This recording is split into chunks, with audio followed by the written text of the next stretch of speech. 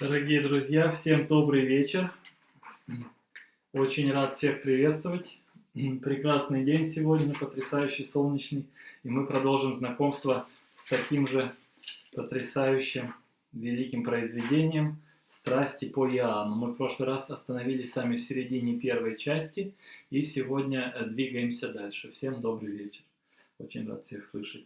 Итак, перейдем сразу же к делу. Мы в прошлый раз остановились с вами на 10 номере. Сейчас с него и начнем. Значит, евангелист рассказывает. Тогда когорта и трибун и еврейская стража взяли Иисуса и связали его, и отвели его сперва к Анне, ибо он был тесть Киафе, который был на тот год первосвященником. Это был Киафа, который подал совет евреям, что лучше одному человеку умереть за народ. Я речитативы, как в тот раз, петь вам не буду, потому что из меня все-таки вокалист непрофессиональный. Вы это сами сможете послушать, и так мы немножечко сэкономим тоже время, да? И после этого речитатива я их буду играть, и идет сразу же ария альта потрясающей силы.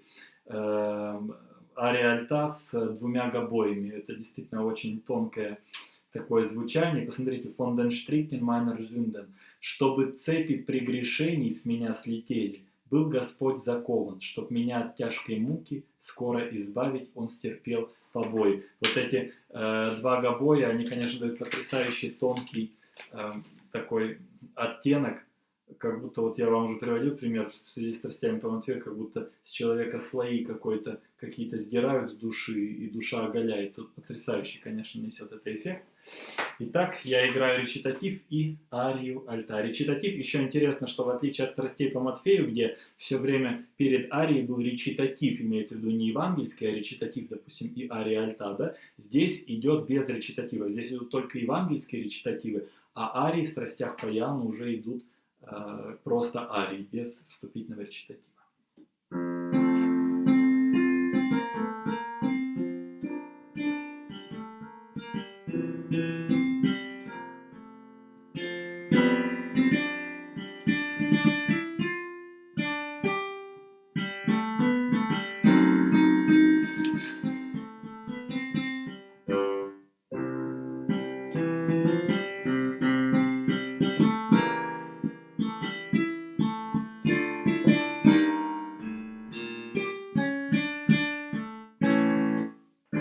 И ария альта.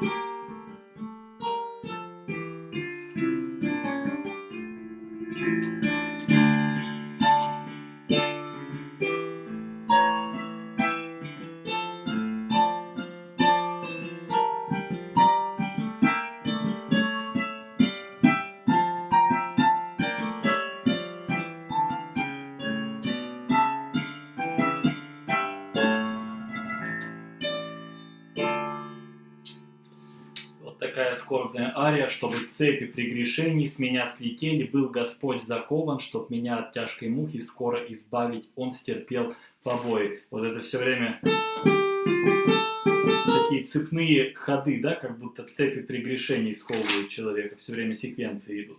Дальше следует речитатив, и после него потрясающая ария сопрано, наоборот, скорее утешительная, как контраст к предыдущей арии. Короткий речитатив евангельский. За Иисусом следовали Симон Петр и другой ученик.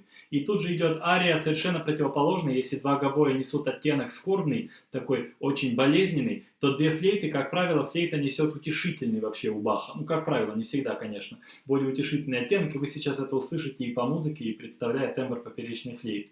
Ария сопрано. «Я тоже, ликуя, иду за тобою, не брошу тебя, мой светоч и жизнь. Мой шаг устреми и не прекращай к себе призывать нас. Влеки нас, зови нас, я тоже, ликуя, иду за тобою, не брошу тебя, мой светоч и жизнь».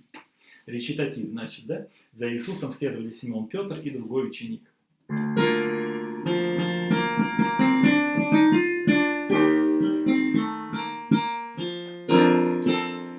Смотрите, какой контраст к предыдущей арии.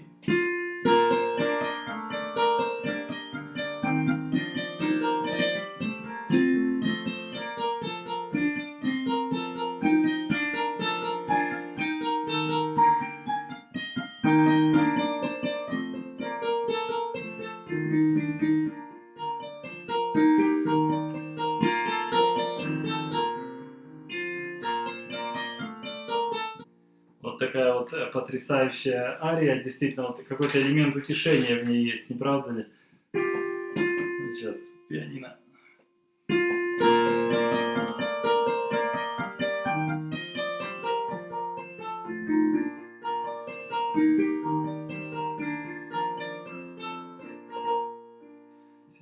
Потрясающе совершенно звучит. Рекомендую слушать это все в оригинале. Двигаемся дальше. Длинный евангельский речитатив.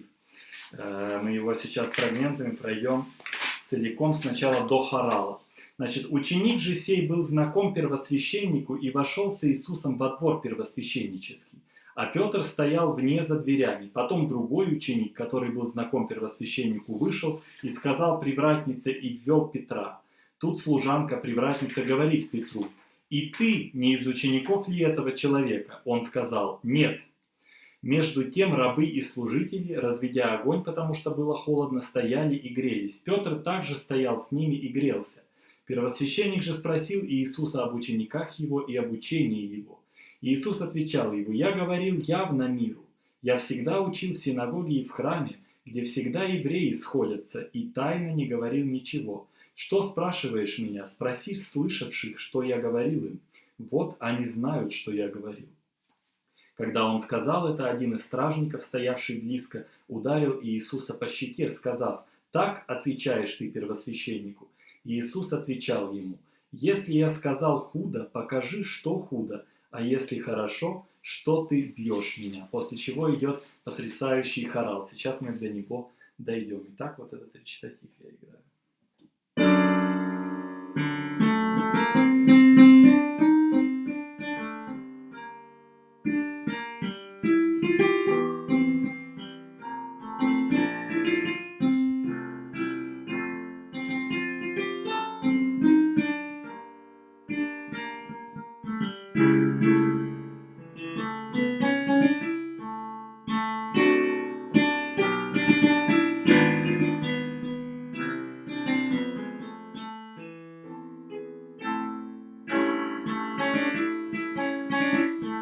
Не ты ли из его людей, девушка спрашивает.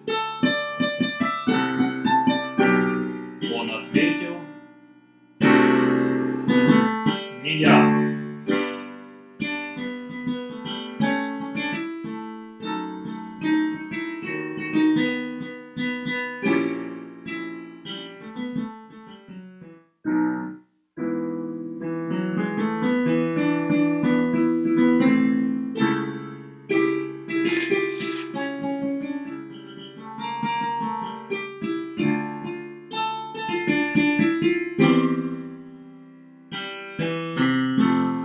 Я учил открыто,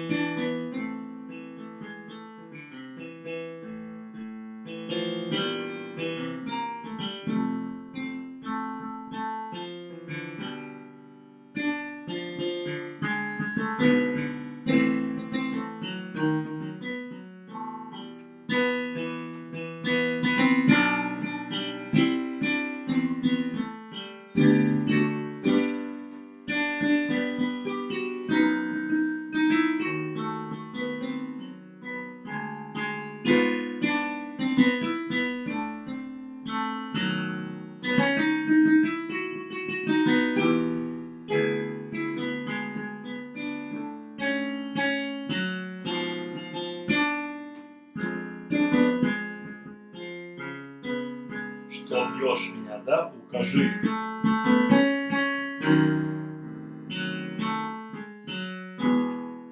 А если я сказал правду, то что же ты бьешь меня? После чего идет хорал. О, кто тебя ударил, Господь, и кто на муки так зло тебя обрек? Ведь ты, Иисус, не грешник, как мы и наши дети. Злодейство ты не ведаешь, похож на хорал из страстей по Матфею. То сделал я грехами, во мне их, что песчинок на берегу морском. Они тебе наслали напасти и удары, мучений страшных скорбный путь. Такой потрясающий хорал. Я сыграю просто для экономии времени один раз, вообще он 2 раза повторяется здесь, да?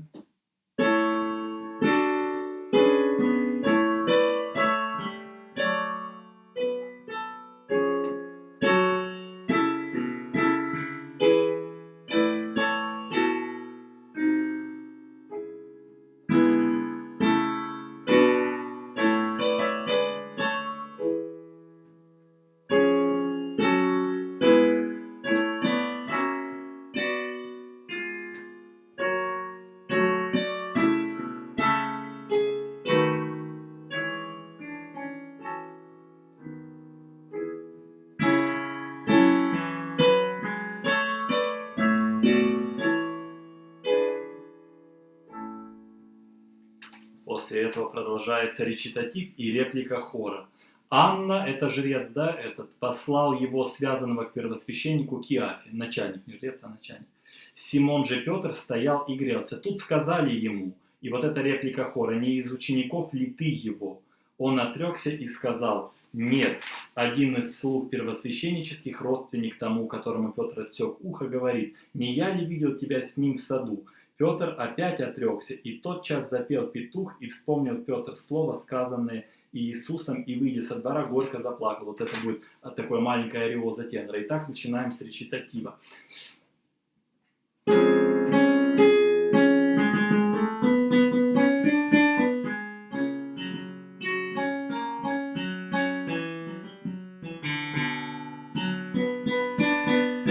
вот здесь не ты ли, реплика хора такая будет. Bist du nicht, ну как бы не ты ли переводится, да, посмотрите.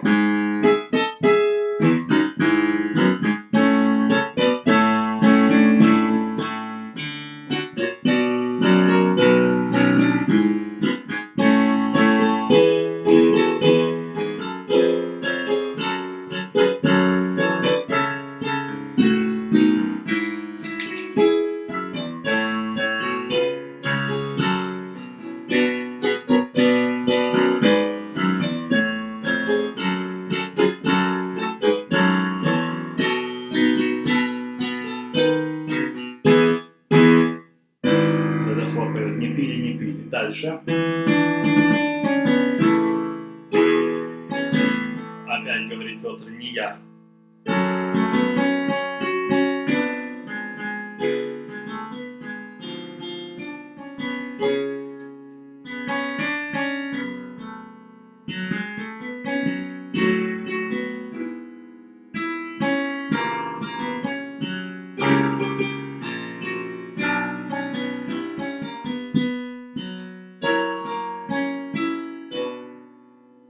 И вот 3-й раз он отрекся и запел петух.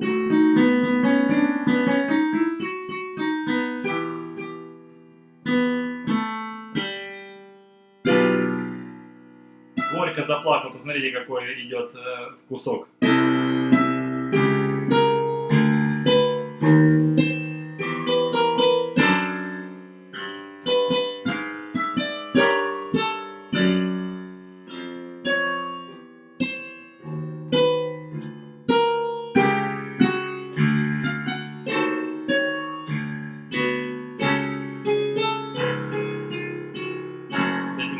Ну, действительно, даже для Баха несколько радикально это звучит, да? Горько заплакал, прямо передается вот этим.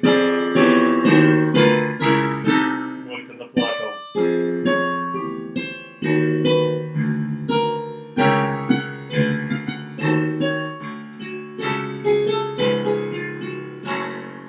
И горько заплакал. Вот после этого идет очень сильная ария тенора. Опять же, без речитатива, да, как я уже говорил. Ах, душа, куда ты рвешься так? Где я теперь утешусь? Куда деваться мне? Куда? Где я теперь утешусь? Буду здесь или на себя гнет и тяготы приемлю? Здесь в миру ответа нет, а на сердце давят муки. Злое сделал я, жалкий раб, царя отвергнул сам. Напоминаю для тех, кто не смотрел, вот эти переводы могут показаться немножко странными, да, а они эквиритмические, я уже не который раз повторяю. Эквиритмические — это значит количество слогов в русском переводе полностью совпадает количество слогов в немецком переводе, то есть можно брать вот этот перевод и петь прямо полностью эту арию на русском языке, то есть все слоги будут совпадать, поэтому такой перевод, но он очень высокохудожественно сделан все равно. И посмотрите, вот это для струнного оркестра ария, да, «Ах, майн зин», «О, грех мой», вот сначала идет вступление, но оно на той же мелодии, что и у тенора, вот такая мелодия.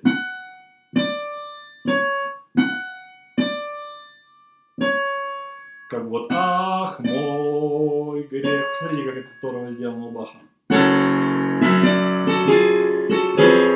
Патетическая такая ария.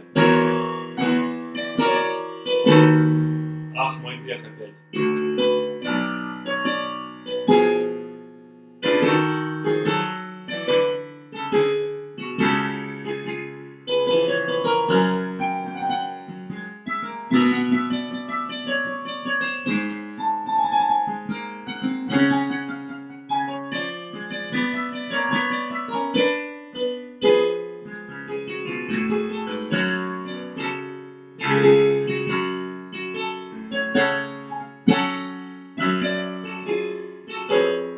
Опять «Ах, мой грех». Ах, мой грех. Можно перевести, да, как бы на русский.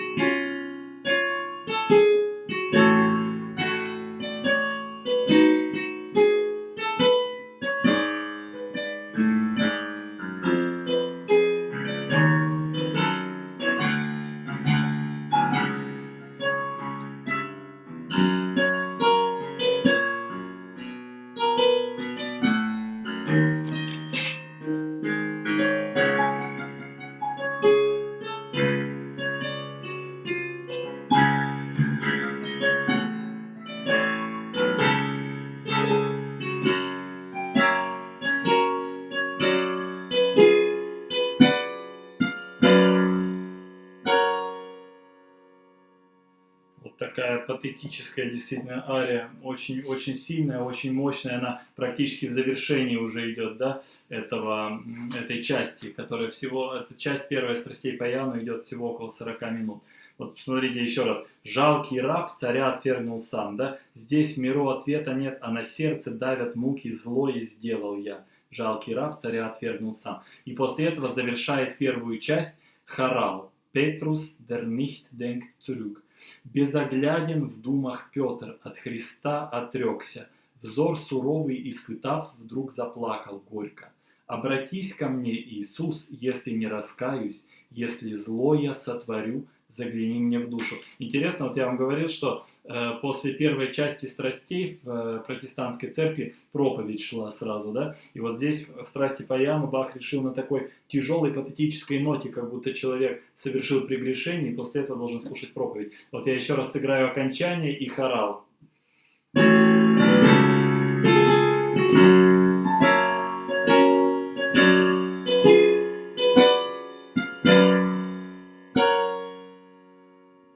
Безогляден в думах Петр.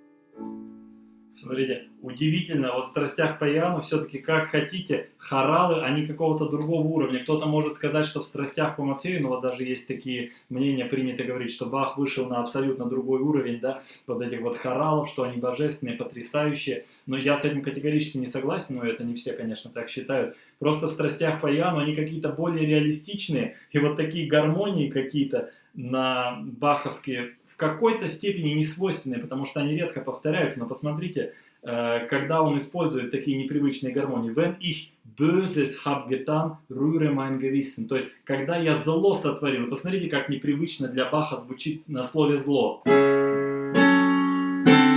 Вдруг, очень редко он использует такие вещи. Когда я зло сотворил.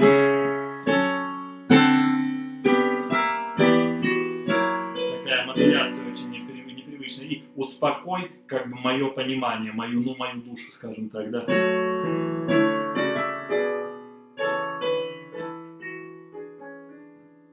Вдруг, вот я еще раз играю сначала этот хорал, вслушайтесь, потому что действительно немножко другого плана, более реалистичные такие хоралы, более человека, ну, наставляющие, указывающие ему какие-то ошибки.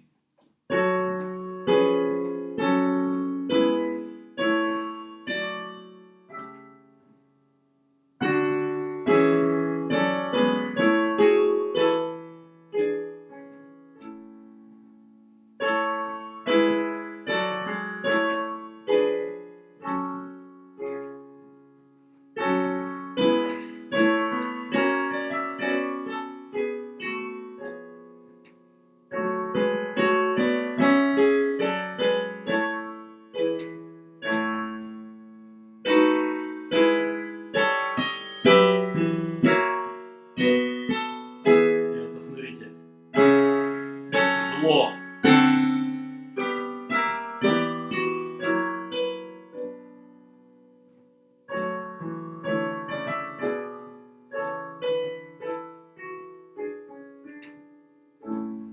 Вот таким образом заканчивается первая часть «Страстей по Иоанну». Если вы помните, в «Страстях по Матфею», кстати, они заканчиваются хором, который в одной из редакций присутствовал «Страстей по Иоанну», да, как вступительный хор. Ну, то есть «Страсти по Матфею» первая часть заканчивается абсолютным космосом таким, все, разверзлась земля, что называется, и после этого проповедь идет. А здесь вот такой вот хорал, ставящий знак вопроса, да, о Петре, который отрекся от Иисуса, и пойдет дальше повествование. Вот так вот очень интересно заканчивается эта первая часть. Действительно наводит на большие размышления.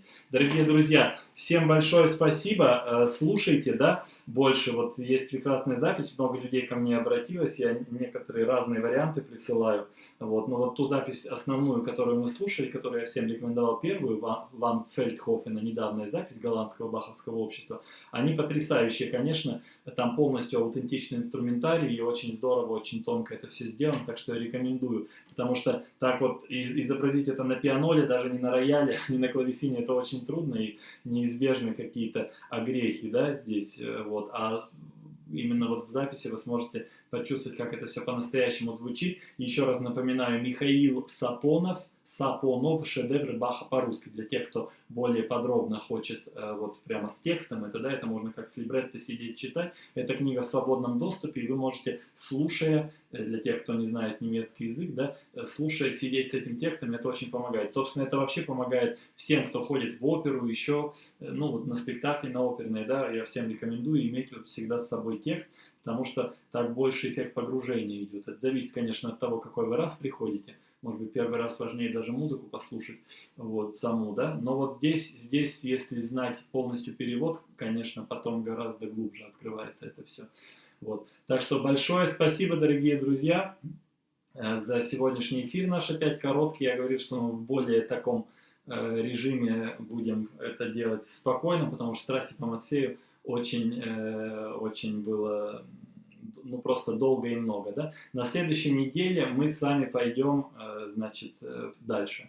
Пойдем дальше. В четверг и воскресенье вторая часть, она гораздо больше, и, может быть, какие-то сокращения будут, но я буду опять-таки вот подробно достаточно идти, подробно будем говорить. И, конечно, вот вы можете также почитать вот в этой книжке «Шедевры Баха» по-русски много об инструментарии. Здесь огромное значение имеют старинные вот эти инструменты, и почему аутентичные записи стоит смотреть, потому что тембр по-другому раскрываются. Какими бы ни были прекрасными наши, ну, как бы современные инструменты, да, и очень много на них записей сделано, но на старинных инструментах совершенно по-другому звучит. Это то, что Бах имел в своей голове, и даже вот эти низкие гобои, часто музыканты говорят, там же низковато, да, звучит. Это не имеет никакого значения, здесь не надо придираться к строю, там, к интонации, это тембр, и если хотите уж глубже, субъективное мнение, вот это вот то, что низковато звучит, оно звучит низковато там, где нужно, и оно дает напряжение и очень серьезную душевную боль, вот этот низковатый тембр гобоев. Ну а как это звучит со всем оркестром, с континуо, с органом, это действительно запредельно. Просто запредельно. Итак, еще раз всех благодарю от души. Слушайте «Страсти по Иоанну» и до скорых всем встреч. Также следите за нашими обновлениями. Мы выкладываем на сайте НСО.РБ и на личных каналах новые записи. Вот Брамса песни, скоро будут военные песни, еще масса сюрпризов вас ждет. Так что мы продолжаем очень серьезную и активную деятельность. Всем большое спасибо и до скорых встреч. Пока.